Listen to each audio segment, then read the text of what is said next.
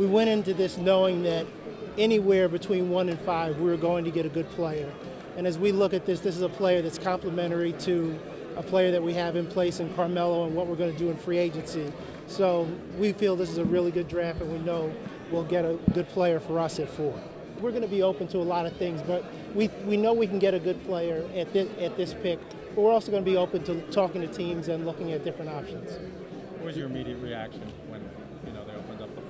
Well, I was disappointed because we obviously wanted to get number 1, but again, it was not a total disappointment just because we knew that we were going to get a good player wherever we ended up in our range in this round. Top seed won it, and you were the top seed. Well, the outcome of games, players are going to go out and try to play hard and try to win games, and that's what we ask them to do every night. So that's just the way the ping pong balls turned out this time.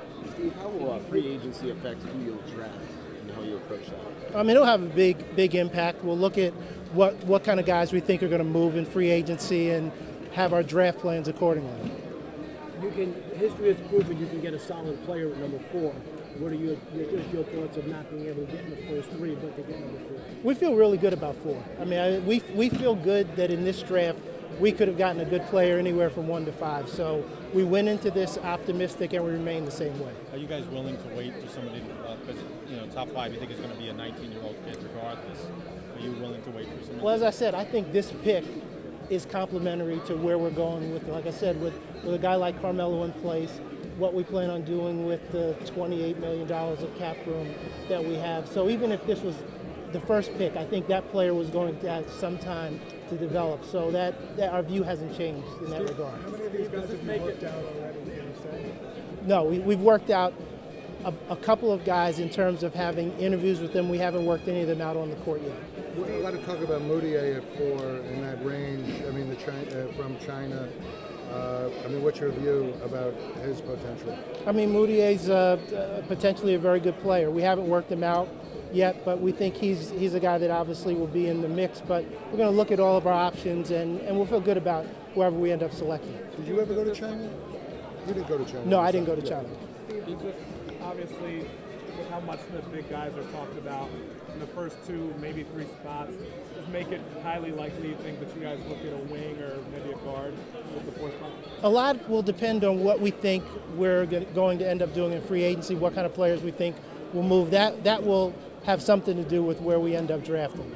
Does knowing this spot now start to clarify some of your plans and kind of have an idea of what kind of guys will be there and as far as you head to free agency? Yes. If D'Angelo is available at 4, would that be an attractive option for you guys? I'm not going to comment on any particular players at this point, but like I said, we think that all the players that should be there in that range will be productive NBA players. How prepared are you guys to be at this spot in terms of scouting the players who may end up at 4? You've done a lot of homework on all the guys who could end up at 4. We're very comfortable with our scouting and our take on players at this point, so we're not worried about that in terms of the position. Did you have a few good lucks? I know Peter DeBush had given you the ring. Yeah, we had this is the ring that Dave DeBuscher wore at the lottery. So that's what I had with That me. was the main one. It looked like a little bit of a sad face when you saw your name come up there. Was it, nerve-wracking, or what was it like when you're waiting those picks out? It's nerve-wracking. You're more anxious and anticipating what's going to happen. And like I said, of course we would have preferred to go higher, but going into this, knew we were going to feel good about wherever we ended up. When you guys say you're open to talking to other teams about potential trades, does that include both for veterans and potentially moving down from multiple picks? Is everything kind of on the table? We have a lot of things that are on the table at this point. We still have exceptions that we can use between now and the draft. So we're talking to teams about a lot of different things. So we're open to looking at different opportunities to continue to improve our team.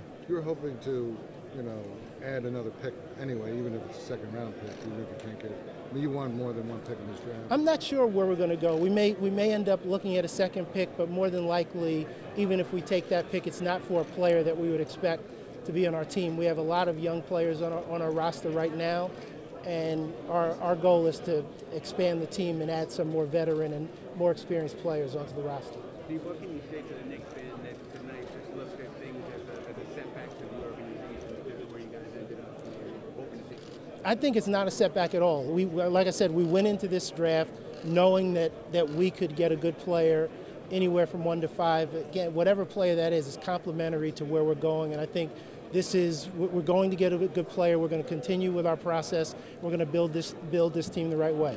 You're going to get a good player, Steve, likely a perimeter player. Is that a little less appetizing than getting a good player who's one of the two big guys, given your needs up front? I mean, I think it just changes the direction we have to go in free agency and what we have to look at in terms of trade possibilities.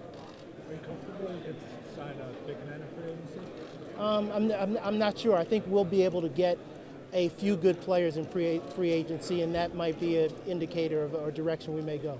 Do you know how many? I mean, I know it's tough to say, but how many guys do you think will be back from this current roster? It's hard to say. We know we have 5 guys under contract. We could bring 2 or 3 more back from the current group, but somewhere in that range more than likely.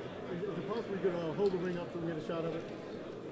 That was the Busher ring back in '85? Yes, it was a Hall of Fame ring. And that's one of the championship rings? Basketball Hall of Fame. Okay. It's induction into the Basketball Hall of Fame. Okay.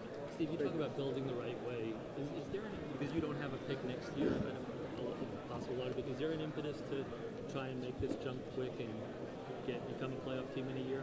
I think our goal is to become a playoff team, but we feel like we have the opportunity to gradually build this team, continue to get better, and we'll go into free agency again the following year. We'll still have additional cap room with the salary, the jump that the cap will make, but we'll do the things that we have to do to make this team better. I feel very confident about that. All right, thank you.